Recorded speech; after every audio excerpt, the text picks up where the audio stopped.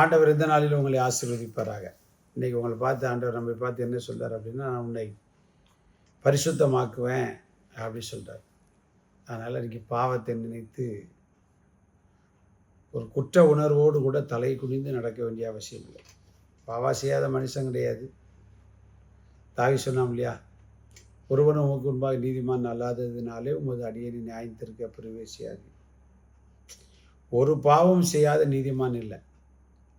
அதனால் பிசாசு உங்களை நீங்கள் என்றைக்கோ செய்த பாவத்தை சொல்லி சொல்லி சொல்லி சொல்லி உங்களை குத்திக்கிட்டே இருப்பான்.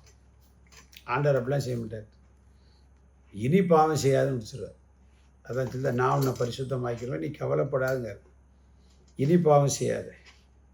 பாவத்தை நினைத்து வெளியில் தெரியாது, கணவனுக்கு தெரியாது, மனைவிக்கு தெரியாது, பெற்றோருக்கு தெரியாது, பிள்ளைகளுக்கு தெரியாது, சபையாருக்கு தெரியாது, பாஸ்டருக்கு தெரியாது, எல்லாம் ரைட்.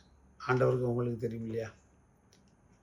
நீங்கள் ஒரு வேளை ஊழியம் செய்யலாம், பிரசங்கம் பண்ணலாம், நல்ல விசுவாசியாக இருக்கலாம், சபையில் பொறுப்பாக இருக்கலாம். இந்த அனுதின கண்மணி தெரிவிச்சு கேட்டு அருமையான தேவனுடைய பிள்ளைகளே, நீ எங்கேருந்து கேட்டாலும் சரி, பாவ உணர்வினாலே படுகிற கஷ்டத்தை தேவன் பார்த்துக்கிட்டே இருக்கிறார். ஒரு பாவம் செய்து குற்ற உணர்வோடு வாழ்வதே தேவன் விரும்பலை. 2000 வருஷத்துக்கு முன்னாடி ஆண்டவர் பிறந்த காரணமே அதிலிருந்து நம்ம விடுவிக்க முடியாது தான். அப்புறம் ஏன் நீங்கள் எவ்வளவோ பைபிள் தெரிஞ்சு சர்ச்சுக்கு போனாலும் கூட இப்போ கூட மனசில் போட்டு குழம்பி குழம்பி குழம்பி என்ன செய்வது? குமாரன் விடுதலை ஆக்கினால்தான் மெய்யாகவே.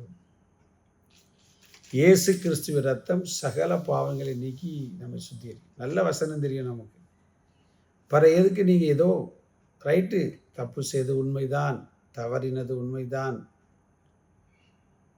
அதனால் அதோடு வாழ்ந்து அப்படியே குற்ற மனசாட்சியோடையே வாழ்ந்து நீங்கள் பரவத்துக்கு போக முடியும்னா முடியாது. தன் பாவங்களை மறைக்கிறவன் வாழ்வடைய மாட்டான். அவைகளை அறிக்கை செய்து விட்டு விடுகிறவனும் இரக்கம் பெறும். அப்போ என்ன அர்த்தம்? பாவத்தை நம்ம அவர்கிட்ட சொல்லிட்டோம்னா அவர் நம்மளே பரிசுத்தமாக்கிறார். லேவியராமத்திலே அதை சொல்லிட்டார்.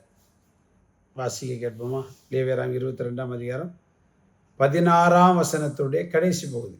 நான் அவர்களை பரிசுத்தமாக்குகிற கர்த்தர் என்று சொல்லுங்கள். வேற என்ன வேணும்? அவரே நம்மளை பார்த்து சொல்லிட்டார். விட முடியாது. எந்த பாவமாக இருந்தாலும் சரி, தேவன் விடுவித்தால் கிளியராக பரிசுத்தமாக்குகிற கர்த்தர்.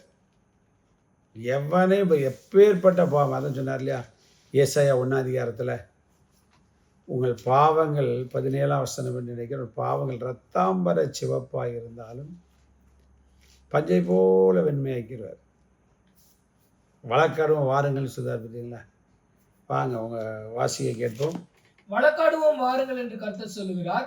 உங்கள் பாவங்கள் சிவேர் என்று இருந்தாலும் உறைந்த மலையை போல் வெண்மையாகும். எப்படிமா உறைந்த மலை எப்படி இருக்கும்? வெள்ளை வெள்ளையே இருக்கும் இல்லையா? வெண்மையாக்குவேன். அவைகள் இரத்தாம்பர சிவப்பாய் இருந்தாலும் பஞ்சை போல் ஆகும். இரத்தாம்பர சிவப்புன்னு போகவே போகாது. நம்ம ஊரில் சொல்ல போனால் வாழைக்கரை ஒரு போதும் போகாது. அதனால் நீங்கள் எப்பேற்பட்ட சோதம் சிவேர் இருந்தாலும் சீக்கிரம் அந்த கலரை மாற்ற முடியாது, அழியாது.